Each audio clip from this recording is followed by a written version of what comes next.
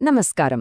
మన జీవితంలో ప్రశాంతత, విజయం ఇవి రావడానికి ప్రతి నెలా ఒక ప్రత్యేకమైన రోజు ఉందని ఎప్పుడైనా అనిపించిందా? ఆ రోజే అమావాస్య. చూడడానికి ఇది క్యాలెండర్లో ఒక మామూలు తేదీలా అనిపించొచ్చు, కానీ ఇది అంతకంటే చాలా ఎక్కువ. మన మూలాలతో అంటే మన పూర్వీకులతో మనం తిరిగి కనెక్ట్ అయ్యేందుకు, వాళ్ళ ఆశీస్సులు పొందేందుకు ఇదొక అద్భుతమైన అవకాశం. ఈరోజు మనం దాని గురించే వివరంగా తెలుసుకోబోతున్నాం. నిజమే కదా, కుటుంబంలో సంతోషం, మనం చేసే పనిలో విజయం, మనస్సులో ప్రశాంతత ఇంతకన్నా ఏం కావాలి? ఈ ఉరుకుల పరుగుల జీవితంలో మనమందరం కోరుకునేది ఇదే. అయితే మన శాస్త్రాలు ఏం చెప్తున్నాయంటే అమావాస్య అనే ఆ ఒక్క రోజుకి ఇంత శక్తి ఉంది. ఆ రోజున శ్రద్ధగా, భక్తితో చేసే చిన్నపాటి పనులు కూడా మన జీవిత గమనాన్నే మార్చేస్తాయని ఒక బలమైన నమ్మకముంది.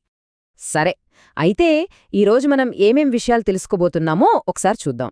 ముందుగా అమావాస్య అంటే ఏంటి, ఆ రోజుకి ఎందుకంత ప్రాముఖ్యత, తర్వాత మన పూర్వీకులను ఎలా ప్రసన్నం చేసుకోవాలి, ఎలాంటి పద్ధతులు పాటించాలి, ఏ నియమాలు గుర్తుపెట్టుకోవాలి, ఇలా అన్ని విషయాలను స్టెప్ బై స్టెప్గా చూద్దాం. ఓకే, ముందుగా మనం ఒక చాలా ముఖ్యమైన విషయం గుర్తుపెట్టుకోవాలి. అదేంటంటే అమావాస్య తిథి అనేది పూర్తిగా 100% మన పితృదేవతలకు అంటే మన పూర్వీకులకు అంకితం చేయబడిన రోజు. ఇది మనం మామూలుగా దేవతల కోసం చేసే పూజలు, వ్రతాల లాంటిది కాదు. ఇది చాలా భిన్నమైనది. ఈ శ్లోకం ఏం చెప్తుందంటే చాలా సింపుల్. ఎవరైతే అమావాస్య రోజున తమ పూర్వీకులను గుర్తుచేసుకొని వాళ్లను తృప్తిపరుస్తారో వాళ్లే ధన్యులు. వాళ్లకి స్వర్గప్రాప్తి కూడా కలుగుతుందని మన శాస్త్రాలు ఘంటాబద్ధంగా చెప్తున్నాయి. చూడండి, ఈ రోజుకి ఎంత గొప్ప స్థానమిచ్చారో. సరే, మనం పదే పదే పితృలు అంటున్నాం గదా, అసలీ పితృలు అంటే ఎవరు? చాలా సింపుల్గా చెప్పాలంటే వాళ్లు మన ఫ్యామిలీ ట్రీకి వేర్లు లాంటివాళ్లు. భౌతికంగా మన మధ్య లేకపోయినా మన తాత ముత్తాతలు, మన పూర్వీకులు అందరూ వాళ్లే పితృలు. వాళ్ల ఆత్మ శాంతించి వాళ్లు తృప్తిగా ఉన్నప్పుడే ఆ చెట్టుకొమ్మలైన మన కుటుంబం ఆనందంగా, పచ్చగా ఉంటుంది. ఇది చాలా బలమైన నమ్మకం. ఇక్కడ మన శాస్త్రాలు ఒక చాలా ఇంట్రెస్టింగ్ పాయింట్ చెప్తాయి. అదేంటంటే ఒక ఇంట్లో సుఖ, సంతోషాలు, పాడి పంటలు అన్నీ బాగుండాలంటే దేవతలను పూజించటం కంటే కూడా ముందుగా చేయాల్సిన పని ఒకటుందట. అదే పితృదేవతలను తృప్తిపరచడం. ఎందుకంటే మన జీవితపు బండి సరిగ్గా నడవాలంటే వాళ్ల ఆశీస్సులనే ఇంధనం కావాలి. చూడండి, దీనికి రెండు వైపులా ఉంటాయి. మన పూర్వీకులను మనం గౌరవించి వాళ్ళని తృప్తిపరిస్తే అప్పుడు మన ఇంట్లో అంతా సజావుగా సాగిపోతుంది. ప్రతి పనిలో విజయం, కుటుంబంలో సంతోషం, ఆరోగ్యం, ఐశ్వర్యం అన్నీ అవే వస్తాయి. దీన్నే పితృదోషం తొలగిపోవడం అంటారు. అదే మనం వాళ్ళని పట్టించుకోలేదు అనుకోండి, అప్పుడు జీవితంలో అడుగడుగున ఆటంకాలు, ఇంట్లో గొడవలు, మనశ్శాంతి లేకపోవడం ఇలాంటివన్నీ మొదలవుతాయి. ఈ పితృదోషం అనేది అలా కొనసాగుతూనే ఉంటుంది. అయితే ఈ పితృదోషం నుంచి బయటపడటం ఎలా? వాళ్ళని ఎలా ప్రసన్నం చేసుకోవాలి? దీనికోసం ఏమైనా పెద్ద పెద్ద యజ్ఞాలు, యాగాలు చెయ్యాలా అంటే అస్సలవసరం లేదు. కేవలం ఒక చెంబుడు నీళ్లతో, అవును, కేవలం ఒక చెంబుడు నీటితో వాళ్ల ఆశీస్సులు పొందొచ్చు. ఆ సింపుల్ కానీ చాలా పవర్ఫుల్ పద్ధతినే తర్పణం అంటారు. దీనికి కావలసినే కూడా పెద్దగా ఏమీ లేవు. చాలా సింపుల్. ఒక రాగి లేదా ఇత్తడి చెంబు తీసుకోండి. అందులో కాస్త గంగాజలం కలిపిన మంచినీళ్లు, కొద్దిగా నల్ల నువ్వులు, ఒక దర్భ లేదా కొన్ని తులసి ఆకులు, అంతే. ఇవన్నీ మనకు పూజా సామాగ్రి అమ్మే షాపుల్లో చాలా ఈజీగా దొరుకుతాయి. సరే, ఇప్పుడు ఈ తర్పణం ఎలా వదలాలి? ఇది కూడా చాలా సులభమే. ముందుగా ఆ నీటి చెంబుని మనం ముందు పెట్టుకుని, వీలైతే భగవద్గీతలో 7వ అధ్యాయం ఉంటుంది కదా, అది భక్తిగా చదువుకోవాలి.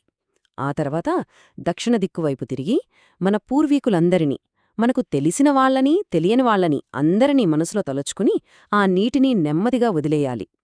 పితృలోకానికి దక్షిణ దిక్కు మార్గం అని నమ్ముతారు కాబట్టి ఆ వైపు తిరిగి చేస్తాం. ముఖ్యంగా ఉదయం 11:36 నుంచి 12:24 మధ్య కుతుబ్ కాలం అని ఉంటుంది. ఆ టైంలో చేస్తే చాలా విశేషమైన ఫలితం వస్తుంది. సరే, ఇప్పటిదాకా మనం ఏమేం చేయాలో చూసాం. అయితే ఏమేం చెయ్యకూడదో తెలుసుకోవడం కూడా అంతే ముఖ్యం. అవును, పాజిటివ్స్ ఎంత ముఖ్యమో నెగటివ్స్ని అవాయిడ్ చేయడం కూడా అంతే ఇంపార్టెంట్. ముఖ్యంగా ఈ రోజున ప్రకృతికి ఎలాంటి హాని చేయకూడదు.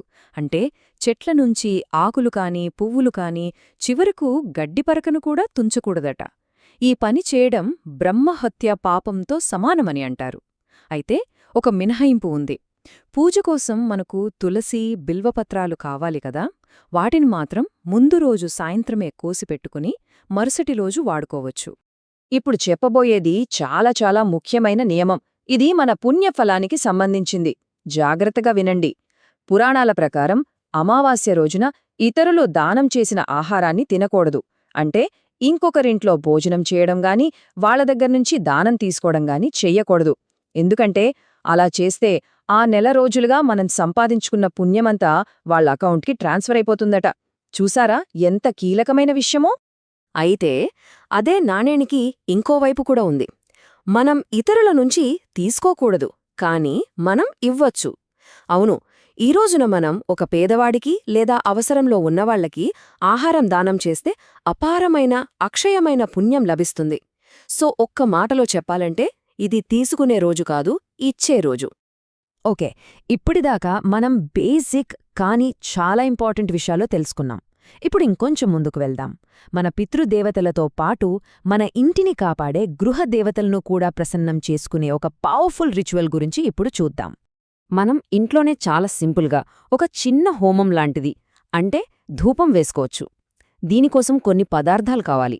అవేంటంటే నల్ల నువ్వులు, బార్లీ అంటే జవు, బియ్యం, వీటితో పాటు ఆవు నెయ్యి, బెల్లం, గంధం పొడి, గుగ్గిలం, ఇంకా దేశీ కర్పూరం.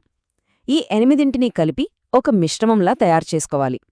ఇప్పుడేం చేయాలి అంటే, ఒక ఎండిన ఆవు పిడకని వెలిగించి దానిమీద చిన్నగా నిప్పు వచ్చేలా చూసి మనం తయారు చేసుకున్న మిశ్రమంతో 5 రకాల ఆహుతులివ్వాలి. ఒక్కో మంత్రాన్ని 11 సార్లు చెప్పుకుంటూ ఈ ఆహుతులు సమర్పించాలి. దీనివల్ల ఉన్న గొప్పతనమేంటంటే, కేవలం మన పితృదేవతలే కాదు, మన కులదేవతలు, మన గ్రామదేవతలు, మన ఇంటి దేవతలు, ఆఖరికి శ్రీమన్నారాయణుడు వినాయకుడు కూడా తృప్తి చెందుతారు. ఇంట్లో అందరూ కలిసి చేస్తే దీని ఫలితం ఇంకా అద్భుతంగా ఉంటుంది. ఇవన్నీ చూస్తుంటే ఒక విషయం అర్థమవుతుంది కదా. మన ఆచారాలు ప్రకృతిని, జంతువులని, మన పూర్వీకులను అన్నిటినీ ఎలా కలుపుతాయో. ఒకవేళ ఈ హోమం చేయడం కుదరనివాళ్లు కూడా నిరాశపడాల్సిన పనిలేదు. వేరే మార్గాలు కూడా ఉన్నాయి. రావి చెట్టుకు నీళ్లు పాలు పోయడం, ఒక నెయ్యి దీపం వెలిగించి 11 ప్రదక్షిణలు చేయడం, లేదంటే ఒక ఆవుకి పిండి ముద్ద తినిపించడం, పేదవారికి దానం చేయడం, ఇలాంటి పనులు కూడా చెయ్యొచ్చు. గుర్తుపెట్టుకోండి, మనం ఏ పని చేసినా దాని వెనుక ఉన్న భక్తి, శ్రద్ధే ముఖ్యం. సరే, ఇప్పటిదాకా మనం చాలా ఆచారాలు, నియమాల గురించి మాట్లాడుకున్నాం. ఇంతకీ వీటన్నిటి వెనక ఉన్న అసలైన ఉద్దేశ్యమేంటి? What is the big picture? ఒక్కసారి చూద్దాం. అమావాస్య అంటే కేవలం క్యాలెండర్లో ఒక రోజు కాదు. అది మన మూలాలను మనం గుర్తు చేసుకునే ఒక గొప్ప అవకాశం. ఈరోజు మనం ఇలా ఉన్నామంటే దానికి కారణం మన వెనుక తరాల వాళ్ళు. వాళ్లకు కృతజ్ఞతలు చెప్పుకోవడమే అమావాస్య అసలు ఉద్దేశ్యం. ఆ ఒక్క గ్రాటిట్యూడ్, ఆ ఒక్క కృతజ్ఞతా భావం చాలు మన జీవితంలోకి ప్రశాంతతని, శ్రేయస్సుని తీసుకురావడానికి, మన ఇంటిని ఒక సామరస్యపూర్వక నిలయంగా మార్చడానికి. ఈరోజు మనం చాలా విషయాలు చర్చించుకున్నాం. వెళ్లే ముందు ఈ ఒక్క ప్రశ్న గురించి ఆలోచిద్దాం. ఈ రోజున మన పూర్వీకుల కోసం చేసే ఏ ఒక్క చిన్న పని, అది ఒక చెంబుడు నీళ్లు వదలడమే కావచ్చు, లేదా ఒక్క నిమిషం మనసులో వాళ్లను తల్చుకోవడమే కావచ్చు, అలాంటి ఒక చిన్న స్మరణ మన జీవితంలోకి ఎంత పెద్ద శాంతిని తీసుకురాగలదు. ఒక్కసారి దీని గురించి ఆలోచించండి. నమస్కారం.